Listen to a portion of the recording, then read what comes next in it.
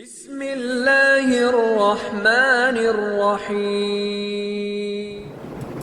সম্মানিত মুসল্লিয়ানি কেরাম, আমরা গত জুমায় যে বিষয়ের উপরে আলোচনা করেছিলাম যে আল্লাহর সন্তুষ্টির উপরে রাজি থাকাই বান্দার কাজ, এই বিষয়ের উপরে আমরা আজকে অবশিষ্ট আলোচনা করার চেষ্টা করব। আল্লাহ তাআলা আমাকে সহ আমাদের সকলকে আমলের নিয়তে বলার এবং শোনার তৌফিক দান করুন, সবাই আমিন। সূরা কফের 43 নম্বর আয়াতে আল্লাহ তাআলা বলছেন, ইন্না নাহনু নুহয়ি, নিশ্চয় আমি আল্লাহ রাব্বুল আলামিন জীবন দান করি, ওয়া নুমীতু এবং মৃত্যু দান করি, ওয়া ইলাইনাল মাসীর এবং আমার কাছেই তোমাদের প্রত্যাবর্তন স্থল, অর্থাৎ আমার কাছেই তোমাদেরকে ফিরে আসতে হবে। আমরা ছিলাম কার কাছে? আল্লাহ তাআলার কাছে। আসছি আবার দুনিয়ায়, আবার যাবো কার কাছে? এই জন্য ইন্না লিল্লাহি, নিশ্চয় আমরা আল্লাহর জন্য, ওয়া ইন্না ইলাইহি রাজিউন এবং তার কাছে প্রত্যাবর্তনকারী, তার কাছে আমরা ফিরে যাব। তাহলে আল্লাহর কাছে যদি যাওয়া না লাগতো, তাহলে মনে যা চায় তাই করা যেত। যেহেতু আল্লাহর কাছে যাওয়া লাগবে, তাহলে দুনিয়ার জীবনের কর্মকাণ্ড এটাই পরকালের রেজাল্ট, ফল। দুনিয়া আপনি চাঁদাবাজি করেন, পরকালে আপনি সাদাবাজি থাকবেন, জান্নাতে যাওয়ার সুযোগ হবে না। দুনিয়া চুরি ডাকাতি করবেন, মিথ্যা বলবেন, পরকালে আপনার এই কাতারে আপনাকে থাকা লাগবে। দুনিয়া আপনি আল্লাহর হুকুম নিজের জীবনের সকল ক্ষেত্রে মেনে চলবেন, পরকালে আপনি জান্নাতে যাবেন। জান্নাতে যেতে হলে আল্লাহর হুকুম মেনে চলতে হবে। কোনটা সংবিধানে আছে, কোনটা সংবিধানে নাই, কোনটা কোন দেশের আইনে আছে, কোন দেশের আইনে নাই, ওই দেশের মডেল, ওই দেশের মডেল, কোন মডেল চিন্তা করা লাগবে না। একটাই মডেল চিন্তা করতে হবে, সেটা হলো নবী মুহাম্মদ সাল্লাল্লাহু আলাইহি ওয়াসাল্লামের মডেল। সেই মডেল চিন্তার আলোকে যদি নিজের জীবন গড়া যায়, নিজের সমাজ, পরিবার, সমাজ, রাষ্ট্র গড়া যায়, তাহলে জান্নাতে যাওয়ার গ্যারান্টি আছে। নতুবা মিথ্যা কথা বলে, মানুষকে গায়েল করার জন্য মিথ্যা তথ্য দিয়ে আপনি জান্নাতে যাওয়ার কোনো সুযোগ নাই। মানুষ আপনাকে প্রতারক বলবে, মিথ্যাবাদী বলবে। সম্মানিত মুসল্লিয়ানি কেরাম, তাহলে আল্লাহর কাছে আমাদের যেতে হবে। সুতরাং আপনার পছন্দ হইলেও আল্লাহর হুকুম মানতে হবে, অপছন্দ হলে আপনার বিপক্ষে হইলেও আল্লাহর হুকুম আপনি মানতে বাধ্য, যদি জান্নাতে যাওয়ার আশা করেন। আর মনে যাচ্ছে তাই করবেন, তাহলে আমরা তো জান্নাত আশা করতে পারবেন, পাওয়া সম্ভব না। আপনি যদি বলেন যে শেখ হাসিনার বিয়ে করবেন, বলতে পারবেন, সম্ভব না। কি বলেন? এমনিতে রাজনীতি বলতে পারবেন, জান্নাতে যাবেন বলতে পারবেন, কিন্তু জান্নাতের কাজ নাই, তার মনে আশা, কোনো লাভ হবে না। সম্মানিত মুসল্লিয়ানি কেরাম, ফামান রাদিয়া লাহু লাহুর রিদা, যে ব্যক্তি আল্লাহর ফয়সালা সন্তুষ্ট, আল্লাহ যা করেন তা মানুষের কল্যাণের জন্য করেন, এর বিশ্বাস রাখতে হবে। হোক সেটা আপনার বিপদ, সেটা হোক আপনার কল্যাণ, অকল্যাণ, সবটাই আপনার আল্লাহ সন্তুষ্ট, আল্লাহ আপনার কল্যাণের জন্য করেন, এর বিশ্বাস রাখতে হবে। এই বিশ্বাস যাদের আছে, পরকালে আল্লাহ তার প্রতি সন্তুষ্ট হয়ে যাবেন। লাহুর রিদা, স্বয়ং আল্লাহ পরকালে তার প্রতি সন্তুষ্ট হবেন। তাহলে আমাদের কাজই তো হলো আল্লাহ সন্তুষ্টি পাওয়া। দুনিয়ার জীবনে আমাদের চেষ্টা, সাধনা, আমল, যত দিনের কাজ করা, আল্লাহর দিন বোঝা, মানুষদেরকে বোঝানো, সব কাজ কিসের জন্য? আল্লাহর সন্তুষ্টির জন্য। আল্লাহর সন্তুষ্টি পেতে হলে আল্লাহর ফয়সালা আমাকে মেনে নেওয়ার জন্য প্রস্তুত থাকতে হবে। তাহলে পরকালে তিনি আল্লাহ আপনার আমার প্রতি সন্তুষ্ট হয়ে যাবেন। মাদারিজুস সালিকিন বাইনা মানাজিলি ইয়াকা নাবুদু ওয়া ইয়াকা নাস্তাঈন, ইবনে কাইয়িম রাহমাতুল্লাহ আলাইহির একটা কিতাব। এই কিতাবে এই হাদিসটার ব্যাখ্যা হাসান বসরি রাহমাতুল্লাহ আলাইহি দিয়েছেন। এই হাদিসের ব্যাখ্যা, যে ব্যক্তি দুনিয়াতে আল্লাহর ফয়সালায় সন্তুষ্টি থাকে, আল্লাহর বিধানের উপরে সন্তুষ্টি থাকে, আল্লাহর আইনের প্রতি সন্তুষ্টি থাকে, আল্লাহ যা নির্ধারণ করেছেন তাতে সে সন্তুষ্ট থাকে, আখিরাতে আল্লাহ তার প্রতি হবেন সন্তুষ্ট। হাসান বসরি বলেন, মান রাদিয়াল্লাহু মিন রিজকিল ইয়াসির, যে ব্যক্তি দুনিয়ার জীবনে অল্প রিজিকে সন্তুষ্ট থাকে, রিদাল্লাহু মিনহু আমালুল কালিল, তার সামান্য আমল দ্বারা পরকালে আল্লাহ তার প্রতি সন্তুষ্ট হয়ে যাবেন। সামান্য আমল, সে আমল বলতে ফরজ এবং সুন্নাহ। ফরজ আর সুন্নাহ, আল্লাহর বিধান, আল্লাহ যা বলছেন করার জন্য করব, যা নিষেধ করেছেন তা ছাড়বো, আর সেটা করবো কার তরিকা অনুযায়ী, নবী মুহাম্মদ সাল্লাল্লাহু আলাইহি ওয়াসাল্লামের তরিকা অনুযায়ী সেটা করব। সুতরাং আজকে মানুষের মধ্যে দ্বন্দ্ব, ঝগড়া, মামলা কেন হয়? সম্পদের জন্য। হাজার হাজার কোটি টাকার মালিক, এ হলো সবচেয়ে বড় সুর। এমন আছে না নাই বাংলাদেশে? আছে না নাই? 1700 কোটি টাকা ব্যাংকের ঋণ। ওই ব্যক্তি আবার এখন মন্ত্রী হয়েছেন, মন্ত্রী হওয়ার কয়েকদিনের মধ্যে আবার 1000 কোটি টাকা নিয়ে গেছেন। তাহলে ডাকাত তো আরো বড় ডাকাত হইলো এখন ক্ষমতা পাওয়ার পরে। এরপরে আশাবাদ করে ব্যস্ত যাইব। কি বলেন? 18 কোটি মানুষের সম্পদ আপনি নিলেন, জনগণের হক নিলেন, এরপরে ব্যস্ত যাবেন আশা করেন।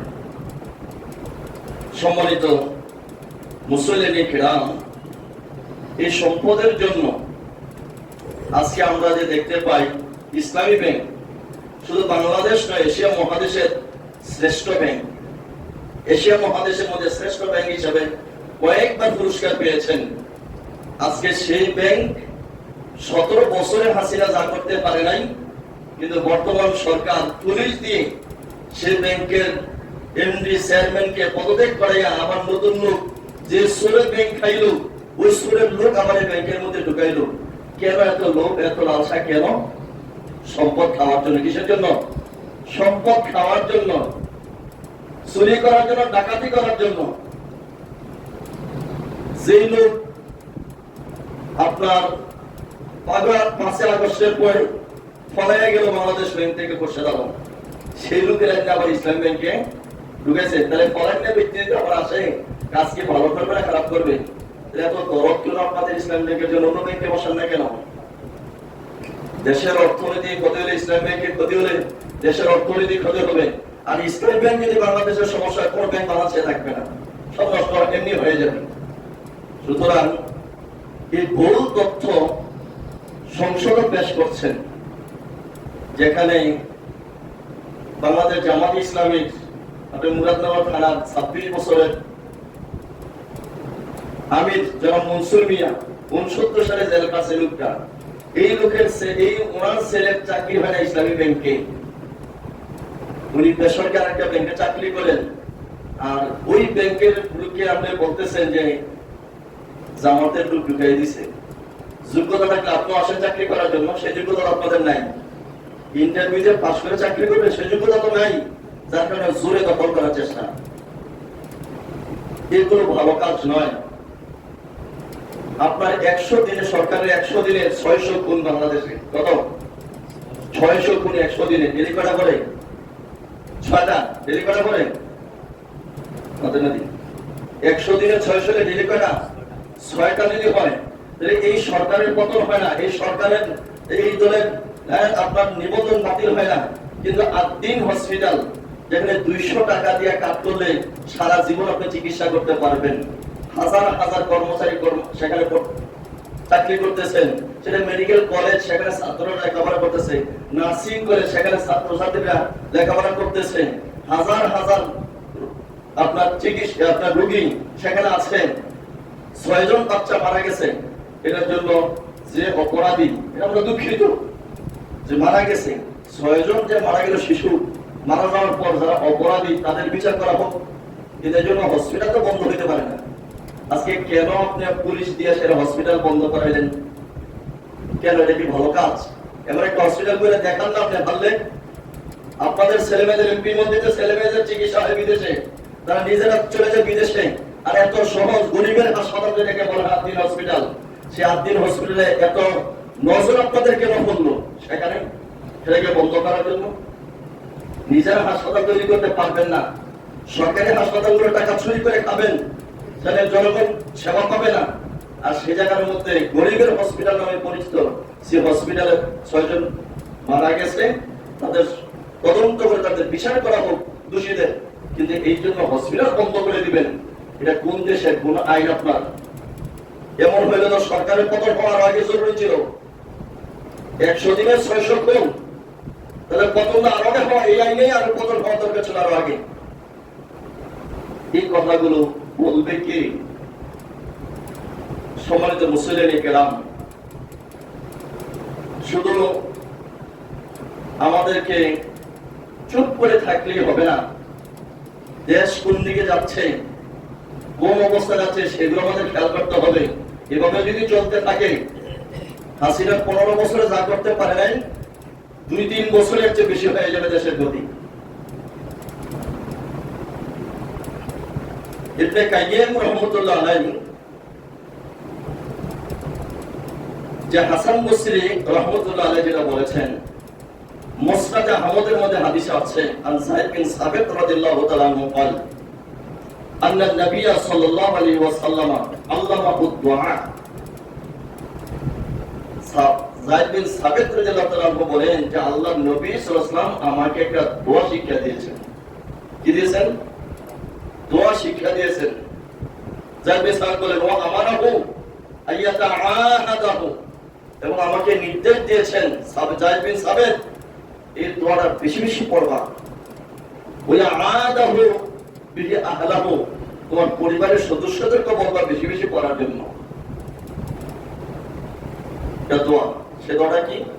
আল্লাহুম্মা ইন্নী আসআলুকা রিদা বা'দাল কাদা। আল্লাহুম্মা ইন্নী আসআলুকা রিদা, ও আল্লাহ তাআলা, বা'দাল কাদা, আপনি যা নির্ধারণ করেছেন, যা নির্দেশ করেছেন, যা ফয়সালা করেছেন, আমি যেন আপনার এই ফয়সালার উপরে সন্তুষ্ট থাকতে পারি। সুবহানাল্লাহ।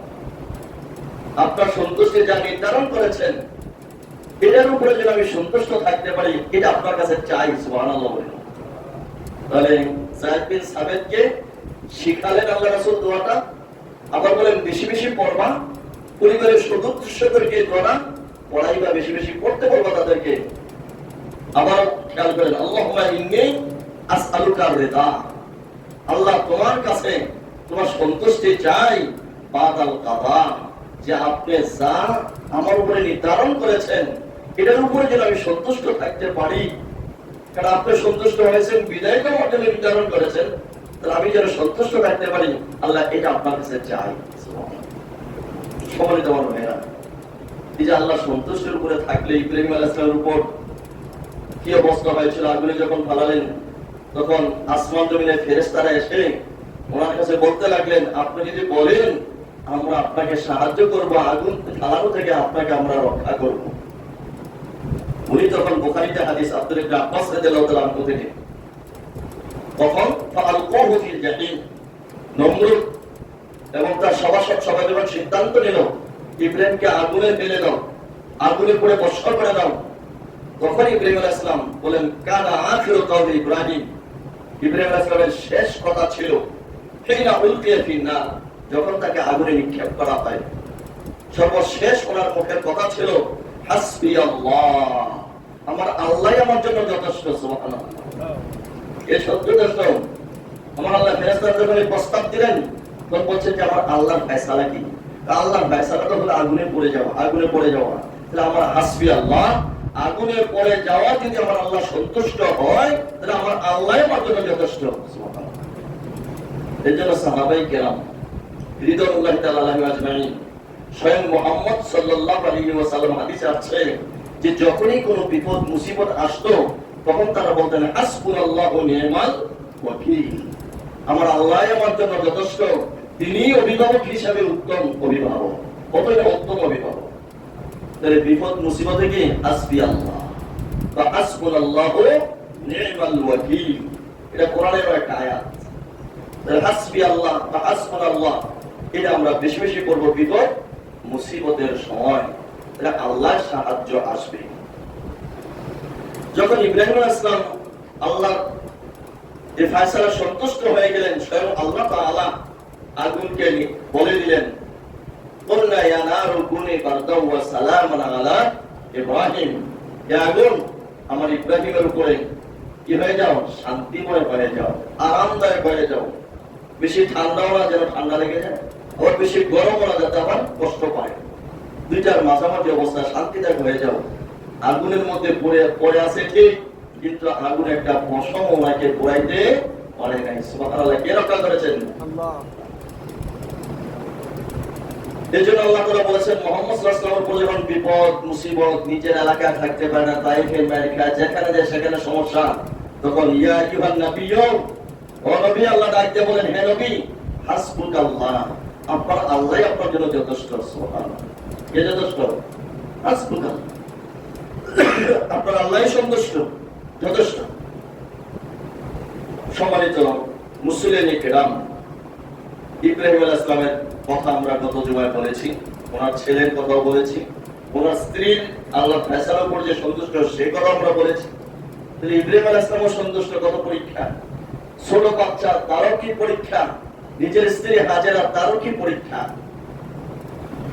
ইব্রাহিম আলাইহিস সালামের বয়স ছিল কত বছর? 200 বছর। 86 বছর বয়সে হাজেরার করে ইসমাইল আলাইহিস সালাম জন্মগ্রহণ করেন। ওনার বয়স যখন আপনার 90, তখন ইসহাক আলাইহিস সালাম জন্মগ্রহণ করেন বিবি সারার ঘরে। ইব্রাহিম আলাইহিস সালাম, ইসমাইল আলাইহিস সালাম একজনের ঘরে, আর ইসহাক আলাইহিস সালাম আরেকজনের ঘরে, দুইজনের ঘরে আল্লাহ তাআলা বৃদ্ধ বয়সে ইব্রাহিম আলাইহিস সালামকে 2 সন্তান দিলেন। সম্মানিত মুসলিম কিরাম, ইউনূস আলাইহিস সালাম মাছের পেটে ছিলেন, সেখান থেকে বাঁচার কোনো সুযোগ আছে? সমুদ্রের তলায় মাছ গিলে ফেলছে, সমুদ্রের তলায় বাঁচার সুযোগ নেই। এবং ইব্রাহিম ইউনূস আলাইহিস সালাম কি বলছেন? লা ইলাহা ইল্লা আনতা সুবহানাকা ইন্নী কুনতু মিনাজ জালিমিন। এটা বলছেন যে আল্লাহ, আপনার পবিত্রতা বর্ণনা করছি, আমি যদি আপনি ছাড়া কোনো ইলাহা নাই, আপনার পবিত্রতা বর্ণনা করছি, যদি আপনি আমাকে ক্ষমা না করেন তাহলে জালেমদের অন্তর্ভুক্ত আমি হয়ে যাব। তখন এই কথা বলার পর দুনিয়ার কোন রাজা বাদশাহ, কোন গোয়েন্দা সংস্থা লোকে শুনছে ইউনূস আলাইহিস সালামের দোয়া? কেউ শুনছে আওয়াজ? কেউ শুনে নাই। দুনিয়ার কেউ শুনে, একমাত্র আরশের আজিমের মালিক আল্লাহ তাআলা শুনেছেন। শুধু শোনেন নাই, শোনার সাথে সাথে বললেন, ফাস্তাজাবনা লাহু, আমি তার ডাকে সাড়া দিলাম। ওয়ানাজ্জাইনাহু মিনাল গাম্মি, মাছের পেট থেকে তাকে রক্ষা করলাম। ওয়া কাযালিকা নুনজিল মুমিনিন, ইউনূস আলাইহিস সালামের মতন এমন বড় ধরনের বিপদ, যে বিপদ থেকে রক্ষা পাওয়ার কোনো সুযোগ নাই, উপায় নাই, ওই বিপদের মধ্যে কোনো মুমিন যদি এখনো পড়ে আর তার মতন আমাকে ডাকে, তাহলে আমি ইউনূসকে যেভাবে রক্ষা করেছি ওই মুমিনকেও সেভাবে রক্ষা করব। সুবহানাল্লাহ। সুতরাং সে আল্লাহ তাআলা আছেন, তিনি বিপদ মুসিবতে ইমানদারদেরকে কি করবেন? রক্ষা করবেন। আল্লাহর ডাকলে না ডাকলে। বিপদ মুসিবতে 15 বছর ছিল, ঘর থেকে বের হইতে পারে না, জানকে ঘুমাইছে, এমন তথ্য আমরা পাইছি না? কি বলেন? নেতাগণ বলছেন কেউ বিদেশে পালিয়ে গেছেন, কিন্তু এখন আসার পর সব মিলে গেছে, সব মিলে গেছে। আইয়ুব আলাইহিস সালাম কি অবস্থায় ছিলেন? রব্বি আন্নী মাসানিয়া দুররু ওয়া আনতা আরহামুর রাহিমিন। সারা শরীর পোকা খেয়ে ফেললো, কিন্তু আল্লাহর ফয়সালায় সন্তুষ্ট থাকার কারণে আবার সমস্ত দেহ ভালো হয়েছে কিনা? ভালো হয়েছে কিনা? ভালো হয়েছে, আবার পেয়েছেন। আল্লাহ সন্তুষ্ট, আল্লাহ ফয়সালা করে সন্তুষ্ট থাকা। মুসলিম শরীফে 1226 নম্বর হাদিস, ইমরান বিন হুসাইন রাহমাতুল্লাহ আলাইহি, উনি একজন বিশিষ্ট তাবেঈ ছিলেন। সাহাবীদেরকে যারা দেখেছেন ঈমানের সাথে, তাদের হলো তাবেঈন, আর রাসূলকে যারা দেখেছেন ঈমানের সাথে, তারা হলো সাহাবী। তাহলে সাহাবীর পরে স্টেপ যারা, তারা হলো তাবেঈন। ইমরান বিন হুসাইন রাহমাতুল্লাহ আলাইহি শোক রোগে আক্রান্ত হলেন।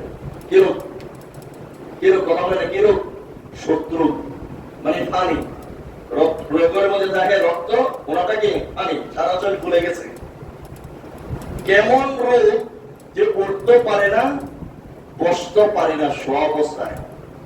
ডানেও যেতে পারে না, বামেও কাজ হইতে পারে না, এই ফিটের উপরে সিট দিয়ে থাকে সবসময়। রোগটা কি ছোট না বড় মনে করছেন? কথা বলেন। অনেক বড় কঠিন রোগ। আপনি সিট দিয়ে থাকলে 1 ঘন্টা পরে দেখবেন হাত ধরে গেছে, এই এদিকে পা ধরে গেছে, কাজ করা লাগে। ঘুমের মধ্যে তো অনেকে কাচ্ছিন হয়ে যায় না, কিন্তু রোগের উপরে এভাবে পিঠের উপরে থাকা বড় কঠিন না সহজ? কঠিন। ওনাকে দেখার জন্য একজন সাহাবী মুতাররিফ বিন আব্দুল্লাহ তাকে দেখতে গেলেন। কারণ তাবি হইল খুব বুজুর্গ ব্যক্তি ছিলেন। কি ছিলেন? বুজুর্গ ব্যক্তি ছিলেন। সাহাবী ওনাকে দেখতে গেলেন, মুতাররিফ বিন আব্দুল্লাহ।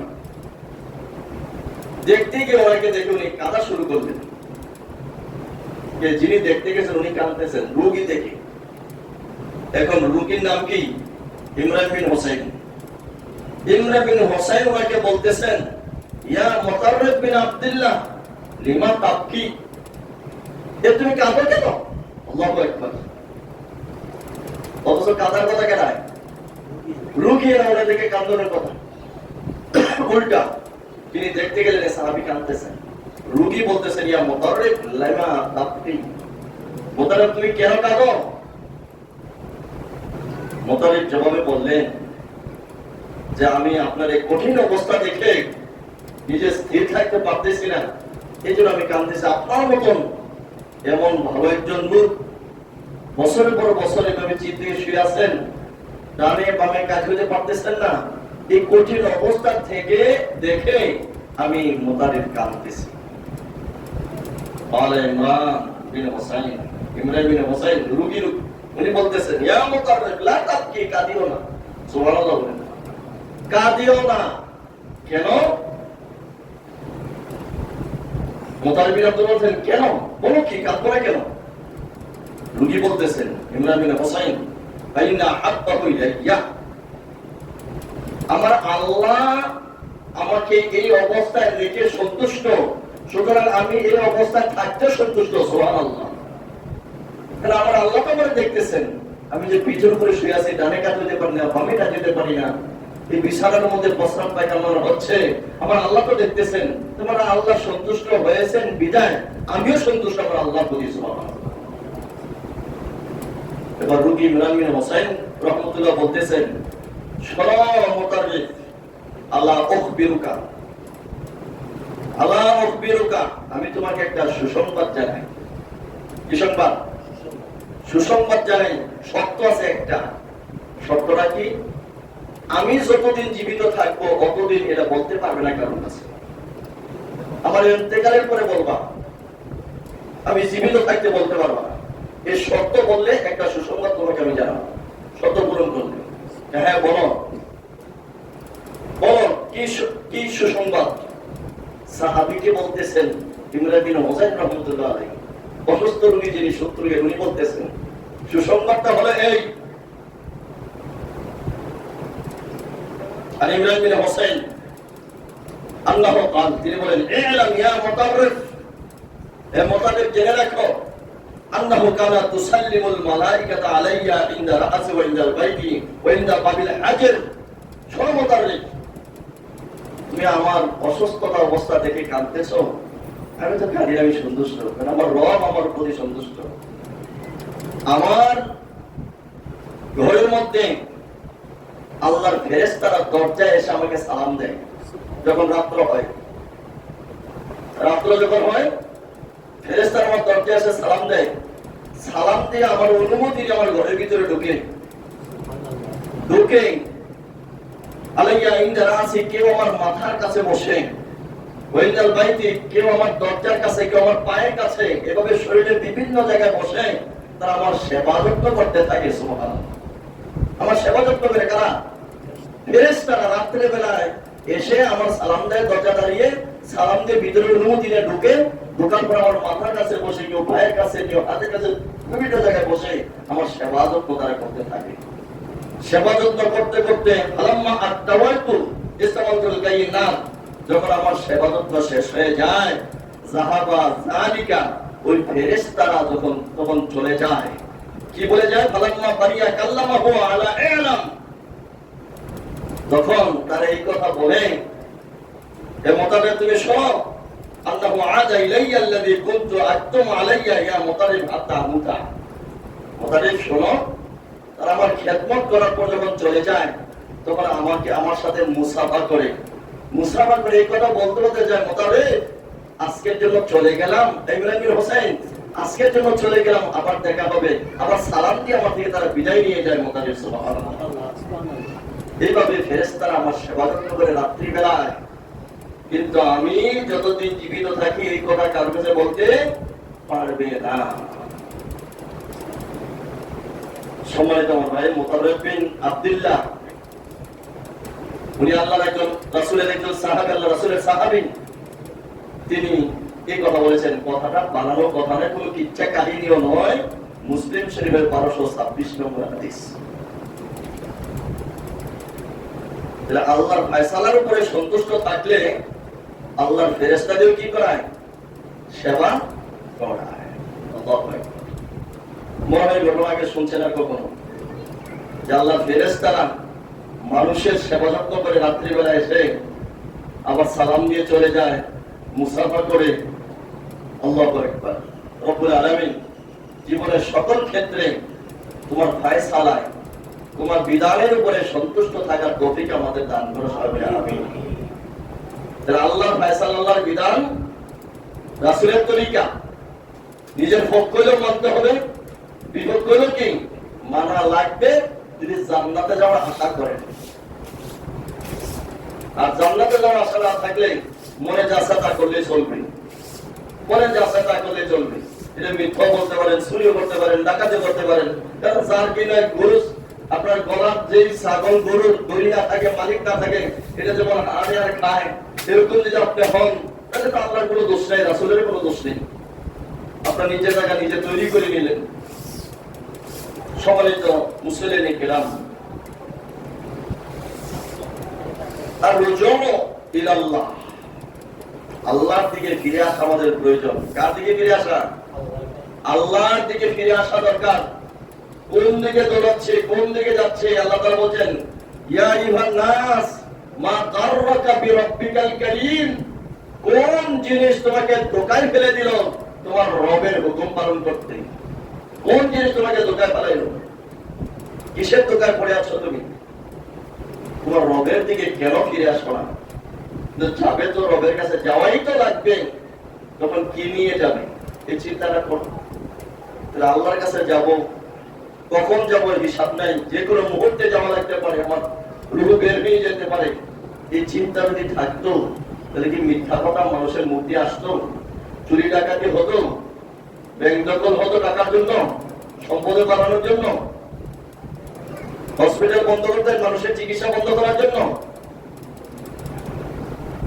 কথাটা আবারও বলি, 200 টাকা কাট করলে সারা জীবন আপনি চিকিৎসা করতে পারেন। আর 3 হসপিটাল, সেটা মেডিকেল কলেজ, হাজার হাজার ছাত্রছাত্রীরা লেখাপড়া করে, নার্সিং কলেজ, হাজার হাজার কর্মচারী ছাত্রছাত্রী সেখানে পড়ে, হাজার হাজার কর্মচারী আছে। 6টা শিশু মারা গেছে, এটার জন্য আমরা দুঃখিত। যারা অপরাধী তাদের বিচার করেন, তার চাকরিচ্যুত করেন, এই জন্য হসপিটালের লাইসেন্স বন্ধ করে দিবেন, হসপিটাল বন্ধ করে দিবেন। এই সাহস কে দিল আপনাকে? আপনি সরকার হয়েছেন বিদায় যা মনে তাই করবেন। একটা হসপিটাল তৈরি করে দেখেন না। রাজশাহী বিশ্ববিদ্যালয়ে 229 জন মারা গেছে, এর মধ্যে 93 জন হলো শিশু। কয়জন? 229 জন মারা গেছে, 93 জন শিশু। হসপিটাল কেন বন্ধ করলেন না সেখানে? আপনারা 100 দিনে 600 খুন করলেন আপনাদের সরকারের আমলে। 100 দিনে 600 খুন, যদি 6 জন খুন হয় তাহলে আপনাদের তো লাইসেন্স বন্ধ হওয়া দরকার, আপনাদের তো পদত্যাগ করা দরকার। 6 জন শিশু মারা যাওয়ার কারণে যদি 3 হসপিটাল বন্ধ হতে পারে, আপনারা বন্ধ করতে পারেন পুলিশ দিয়া, সেখানে আপনাদের লাইসেন্স কে বন্ধ করবে? নিজেরা পদত্যাগ করেন সরকার থেকে। সম্মানিত হবে না, রুজুউ ইলাল্লাহ, চলো ফিরে আল্লাহর দিকে। এই জন্য আল্লাহ বলছেন কোরআনে, সারিউ ইলা মাগফিরাতি মির রাব্বিকুম, দৌড়াও আল্লাহ সন্তুষ্টির দিকে। কোথায় দৌড়াও? আল্লাহ সন্তুষ্টির দিকে দৌড়াও। সাদাবাজির দিকে দৌড়ে না, টাকা পয়সা যেখানে পাবে সেখানে দৌড়ে না, ডাকাতির দিকে দৌড়ে না, দখলদারের জন্য দৌড়ে না, দৌড়াও আল্লাহ সন্তুষ্টির জন্য। কোন কাজ করলে আল্লাহ সন্তুষ্ট হবেন, কোন কাজ করলে আল্লাহ রাজি হবেন, কোন কাজ করলে রাসূল খুশি হবেন, ওই রাস্তায় দৌড়াও। এজন্য হাল তাআলাম মা হিয়া যুলুমাতুল খামস, তুমি কি জানো? হাল তাআলাম মা হিয়া যুলুমাতুল খামস, পাঁচটা অন্ধকার তুমি কি জানো? বলে কুল্লি যুলুমাতুন সিরাজ, এবং পাঁচটা অন্ধকারের পরে পাঁচটা বাতিও আছে। আমরা অন্ধকারের দিকে দৌড়াচ্ছি, কিন্তু বাতির দিকে দৌড়াচ্ছি না, যে অন্ধকার থেকে আলো পাবো কোন রাস্তায়, সে রাস্তাটা আমরা বিস্তারিত ছিলাম। শুধু অন্ধকারের মধ্যে আমরা আবুড়বু খাইতে সবাই পছন্দ। চলুন সেগুলো কি? এক নম্বর আয-যুনুবু যুলমাতুন, পাপ হলো অন্ধকার। পাপ কি? পাপ নাই এমন কোন মানুষ বাংলাদেশে আসেনি, দুনিয়াতে আসেনি। বাংলাদেশ সারা দুনিয়া আসেনি। দুনিয়াতে 800 কোটি মানুষ। একজন মানুষকে পাবেন যে তার পাপটাই গোনা নাই? সবাই অন্ধকারের মধ্যে আছে, কিন্তু অন্ধকারের মধ্যে থাকতে তো হবে না, এই অন্ধকার থেকে বের হতে হবে। সে বের হওয়ার আল্লাহ সে বের হওয়ার রাস্তাটা হলো সিরাজুহা আত-তাওবা। সে অন্ধকার থেকে বের হওয়ার রাস্তা হলো, পথ হলো তওবা করা। সুবহানাল্লাহ। আলো আলো, সিরাজ মানে বাতি, বাতি আলো হলো তওবা। তাহলে পাপ হলো অন্ধকার। এই অন্ধকার থেকে আলো যদি পেতে চান তাহলে কি করা লাগবে? তওবা করা লাগবে। তওবা মানে কি? চুরি করছি আর করব না, মিথ্যা বলছি আর করব না, ডাকাতি করছি আর করব না, জুলুম করছি আর করব না, মানুষের হক নষ্ট করছি আর নষ্ট করব না, মানুষের দখল করছি আর দখল করব না, মিথ্যা মামলা দিছি আর মামলা দেব না, মিথ্যা সাক্ষী দিছি আর মিথ্যা সাক্ষী দেব না। অর্থাৎ যেই গুনার কাজটা করলাম এই গুনাহ থেকে ফিরে আসার নামই হলো তওবা। আর এই তওবার নাম হলো কি? আলো। তাহলে গুনাহ হলো অন্ধকার, আর তার বাতি হলো কি? তওবা। বাতি হলো তওবা। রব্বুল আলামিন আমাদের আজকের এই দিন পর্যন্ত অতীত জীবনে যত গুনাহ করেছি, সমস্ত গুনাহগুলো থেকে তোমার কাছে তওবা করলাম আর গুনাহ করব না। আমাদের গুনাহগুলো মাফ করে দাও, এবং তোমার সিরাজ যে বাতি, সে বাতির দিকে আমাদেরকে দাবিত হওয়ার তৌফিক দান করো। 2 ওয়াল কাবরু যুলমাতুন, কবর হলো অন্ধকার। কি অন্ধকার? নাকি কবরের মধ্যে আলো জ্বালিয়ে দিবেন? আপনি কবরের উপরে যদি হাজারো পাওয়ারের লাইট জ্বালিয়ে দেন, 1 ইঞ্চি মাটির নিচে কি আলো যাবে? কবরে যাওয়ার তো প্রশ্নই আসে না। উপরে আপনি হাজার পাওয়ারের লাইট লাগালেও কবরের ভিতরে আলো হবে না। আলো আছে, সে আলোর দিকে যাইতে হবে। কবর আল কাবরু যুলমাতুন, 1 নম্বর হলো পাপ হলো অন্ধকার, তার বাতি হলো তওবা। 2 নম্বর, কবর হলো অন্ধকার, তার বাতি হলো নামাজ। ওয়া সিরাজুহু আস-সালাত। কবর কি? অন্ধকার। এই অন্ধকার কবরে আলো বানাইতেন কি দিয়া? নামাজ দিয়া। কি দিয়া? নামাজ পড়বেন, কবর আলোকিত হবে। নামাজ পড়বেন না, কবর অন্ধকারে থাকবে। তাহলে নামাজ ছাড়া ব্যস্ত যাবেন, কবর ব্যস্তের বাগান বানাই নেবেন, এত সহজ? কি বলেন? সহজ নাকি? নির্বাচনের সময় তো কত টুপিওয়ালা দেখা গেছে। কি বলেন? টুপিওয়ালা দেখা গেছে না? পাঞ্জাবে সাদা, পাঞ্জাবে সাদা টুপি, মাশাআল্লাহ, মনে হচ্ছে যেন মদিনা থেকে আইছে, রাসূলের রওজার কাছে থেকে। আর এখন দেখা যায় কই গেল টুপি, কই গেল কি? আসলে এখন কারা ধর্ম ব্যবসায়ী এটা এখন বোঝা গেছে কিনা? যারা সারা বছর টুপি পাঞ্জাবি থাকে তারা ধর্ম ব্যবসায়ী, নাকি নির্বাচন হলে যারা পাঞ্জাবি টুপি পরে তারা ধর্ম ব্যবসায়ী? কথা বলেন। কি শরম লাগে নাকি বলতে? যারা নির্বাচন আইলে পাঞ্জাবি টুপি লাগায় তারা হলো ধর্ম ব্যবসায়ী, ধর্মের নামে ব্যবসা করে ভোট পাওয়ার জন্য মানুষের কাছে। আর এখন শয়তানি করে আসে নাই? এখন শয়তানি করে হাজার হাজার কোটি টাকা খাইয়েছে না, আবার মন্ত্রী হয়, মন্ত্রী হওয়ার পরে 2-3 এক সপ্তাহের মধ্যে আবার 1000 কোটি টাকা নিয়ে যায়।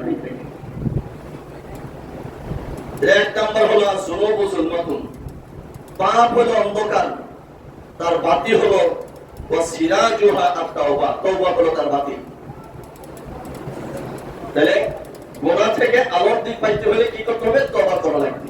2 নম্বর, ওয়াল কাবরু যুলমাতুন, কবর হলো অন্ধকার, ওয়া সিরাজুহা আস-সালাত, আর অন্ধকার কবরে আলো হলো তার নামাজ।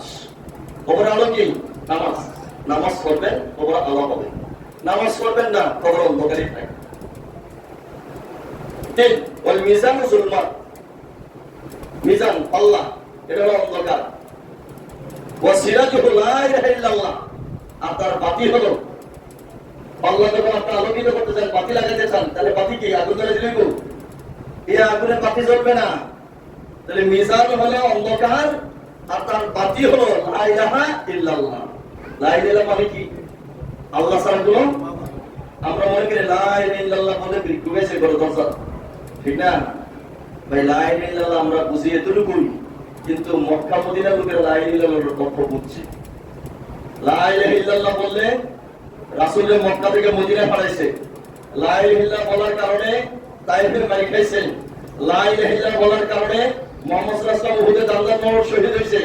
লা ইলাহা ইল্লাল্লাহ বলার কারণে বেলাল রাদিয়াল্লাহু তাআলাকে মেরে গলায় রশি লাগিয়ে মরুভূমির মধ্যে হেঁচড়াইছে।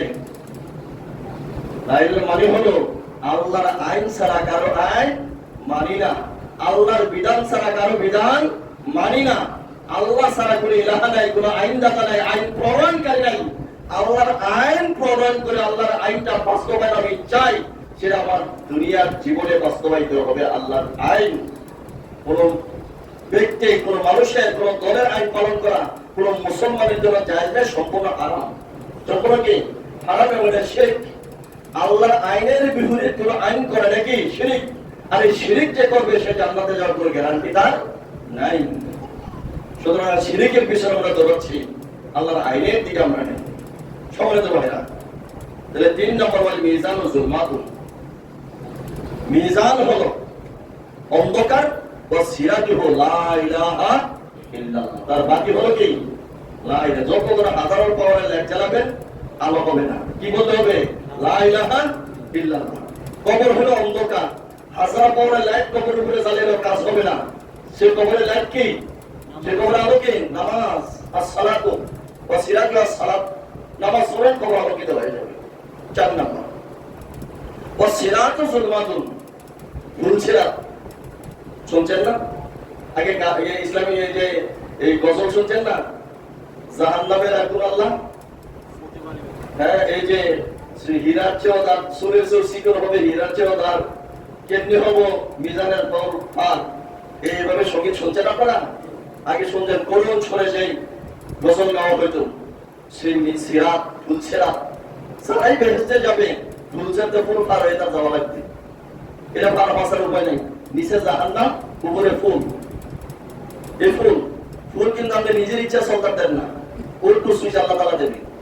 ইয়াসাআদুহুম বাইনা আইদিহিম ওয়া বিআইমানিহিম, ইমানদার যারা তাদের ডানে এবং সামনে নূর থাকবে, আলো থাকবে। এই আলো দেখে উল্টো সুইচ দেবে, সে উল্টো দ্রুত সূরা মুনাফিকুন পড়ে দেখবেন। কোন সূরা? সূরা মুনাফিকুন পড়বেন, সেখানে এগুলো পাবেন। এই জায়গায় সে যেতে থাকবে, পেছনের লোকেরা ডাকবে, এই ভাই আমার নিয়ে যাও।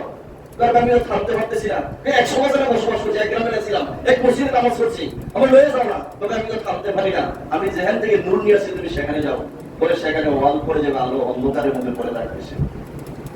সমাজ যেমন মেয়ে না, তখন কে ছেলে, কে মেয়ে, কে সমাজের, কে বিয়ায়, কে আত্মীয়, কে কি, এগুলো দেখা হবে না। দুনিয়ার জীবনে যে আল্লাহর হুকুম মেনে চলবে, তার ডানেও নূর থাকবে, সামনে নূর থাকবে। এই নূর দিয়ে সে যাহা মানে ফুলছিরাতের পর পারবে, আল্লাহ জান্নাতে চলে যাবে। আর সেই নূর হলো সিরাজুল ইয়াকিন, দৃঢ় বিশ্বাস। আর সিরাতু যুলমাতুন, ফুলছিরাত হলো অন্ধকার, ও সিরাজুল ইয়াকিন, আর তার বাতি হলো আলো, হলো ইয়াকিন, দৃঢ় বিশ্বাস। বললে তো হচ্ছে বললে না, শেষ হয়ে যাবে। কি কি হুজুরা কয় পরকালে বলে উঠবো, বিচার বলে হইব, বেহেশত বলে যাইবো, দুজক যাইব, দেখ সব নাও আছে না? এমন মানুষ আছে না? নাই ভাই, আছে না? নাই। এই চিন্তা যদি থাকে, তাহলে এই মানুষ কি কোনোদিন মানুষের উপরে জুলুম করতে পারবে? আর সিরাতু যুলমাতুন, ফুলছিরাত হলো অন্ধকার, ও সিরাজুল ইয়াকিন, দৃঢ় বিশ্বাস। পরকালের উপরে দৃঢ় বিশ্বাস, সেটা হলো তার আলো, বাতি। 5 নম্বর ওয়াল আখিরাতু যুলমাতুন, পরকাল হলো অন্ধকার। পরকাল কি? অন্ধকার। এরা আলো করবেন কেমনে? ও সিরাজুহা আল আমালুস সালেহ, নেক আমল হলো তার আলো, তার বাতি হলো নেক আমল। তাহলে নেক আমল করবেন, কবর, হাসর, মিজান, ফুলছিরাত সব আলোকিত হয়ে যাবে। আর নেক আমল করবেন না, আপনার পরকাল আলো হওয়ার কোনো সুযোগ নাই। নেক আমল, আমলে সালেহ, আল্লাহর হুকুম মেনে চলা সর্বাবস্থায়, সে চিন্তা দিকে যদি আমরা ফিরে যেতে পারি, তাহলে দুনিয়া এবং পরকালীন জীবন আমাদের কল্যাণকর হবে। এই জন্য সূরা নাসিয়ার মধ্যে আল্লাহ তাআলা বলেছেন, ওয়া আম্মা মান খাফা মাকামা ওয়া আম্মা মান তাকা ওয়া আসারা হায়াতাদ দুনিয়া ফাইনাল জাহিমা হিয়াল মাওয়া ওয়া আম্মা মান খাফা মাকামা রাব্বিহি ওয়া নাহান নাফসা আনিল হাওয়া ফাইনাল জান্নাতা হিয়াল মাওয়া। এখানে আল্লাহ বলছেন, যে ব্যক্তি সীমা লঙ্ঘনকারী হয়, কি করে? সীমা লঙ্ঘনকারী। সহজে বুঝেন, আপনি আপনার বাইলকে জাগাবেন, মাঝখানে একটা সীমানা আছে, কোড়া আছে নেই, ইট বসাছেন বা পিলার বসাছেন, এটা সীমানা। বৃষ্টি আইসে আদাত এবার সাথী দিয়ে আইয়া সেটা সাথের মধ্যে বইয়া পিলারটা তুইলা আদাত এবার বইয়া গেছে গা, এটা সীমা লঙ্ঘন হয়েছে নি? এটা সীমা লঙ্ঘন। সীমানা যা আছে এটা লঙ্ঘন করে আদাত টাকা দখল করে নিয়েছে, সীমা লঙ্ঘন। এখন আম্মা মান তাকা, আল্লাহর সীমা লঙ্ঘন মানে কি? আল্লাহর হুকুম যে মানে না সেই সীমা লঙ্ঘনকারী। কার হুকুম মানে না? আল্লাহর হুকুম যে মানে না সেই সীমা লঙ্ঘনকারী। ওয়াসারা হায়াতাদ দুনিয়া, দুনিয়া জীবনে যে প্রাধান্য দিল। সীমা লঙ্ঘন করলে এক অপরাধ, দুই নম্বর হলো দুনিয়ার জীবনকে প্রাধান্য দিল, এটা দুইটা অপরাধ। এই দুইটি অপরাধ যার মধ্যে আছে, আল্লাহ বলেন ফাইনাল জাহিমা হিয়াল মাওয়া, তার চিরকালের বসবাসের স্থল হলো জাহান্নাম। বলি নাউযুবিল্লাহ। এখন দেখেন এই দুইটা কাজ আমার মধ্যে আপনার মধ্যে আছে কিনা? যদি এই দুই কাজ আমাদের মধ্যে থাকে, জান্নাতের আশা করতে পারবেন, যাওয়ার সুযোগ নেই। আর এই দুই কাজ যদি ছেড়ে দিবেন, জান্নাতে যেতে পারবেন কখনো কখনো। তাহলে সীমানা এক নম্বর হলো সীমা লঙ্ঘন করা যাবে না। দুই নম্বর হলো পরকালের তুলনায় দুনিয়ার জীবনকে প্রাধান্য দেওয়া যাবে। পরকালকে টার্গেট দিয়ে দুনিয়া কামাই করেন, কোনো সমস্যা নেই, কিন্তু পরকালকে বাদ দিয়া দুনিয়ার জীবনে ব্যস্ত থাকার কোনো সুযোগ নাই। এই দুই কাজ থেকে আমাদেরকে বিরত থাকতে হবে। সীমা লঙ্ঘন, আল্লাহর হুকুমের অমান্য করা, দুই নম্বর হলো দুনিয়ার জীবনকে প্রাধান্য দেওয়া। এই দুইটা জিনিস থেকে যদি বাঁচতে পারেন, তাহলে জাহান্নাম থেকে বাঁচবেন। আর দুইটা জিনিস থেকে যদি বাঁচতে না পারেন, তাহলে জাহান্নামই হবে আপনার ঠিকানা। কে বলছেন? আল্লাহ তাআলা বলেছেন সূরা নাসিয়াত 30 পারায়। এরপরে আয়াত আল্লাহ তাআলা বলছেন, ওয়া আম্মা মান খাফা মাকামা রাব্বিহি, যে ব্যক্তি আল্লাহর সামনে দাঁড়াবে পরকালে। কেমনে দাঁড়াবে? আগে কি আমল কথা আরো তো করা দরকার। কেমনে দাঁড়াবো আল্লাহর সামনে? হাজার হাজার শত শত নবীদের উম্মতেরা উঠবে, সাহাবায়ে কেরামরা নেকের কোনো কমতি নেই, এরা তো নেকের পাহাড় নিয়ে উঠবে। তাদের সামনে কিভাবে দাঁড়াবো? এই ভয় যাদের আছে, কেমনে আল্লাহর সামনে দাঁড়াবো? এক নম্বর। দুই নম্বর, আল্লাহ সানিয়া হাওয়া, নিজের কুপ্রবৃত্তির অনুসরণ থেকে যারা বেঁচে থাকে, মন যা চায় তাই করে না। না, আমি এই কাজটা কেন্দ্র করি, এটা তো ইসলামী নিষেধ, এটা করতে পারি না, মন চায় করার জন্য আমি করি না।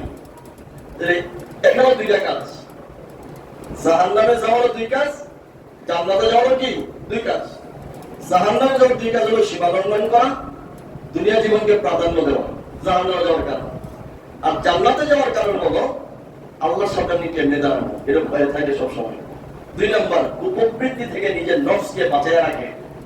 আল্লাহ তাআলা বলেন, ফাইনাল জান্নাতা হিয়াল মাওয়া, পরকালে তার চিরকাল বসবাসের জায়গা হবে আল্লাহ জান্নাত। সুবহানাল্লাহ।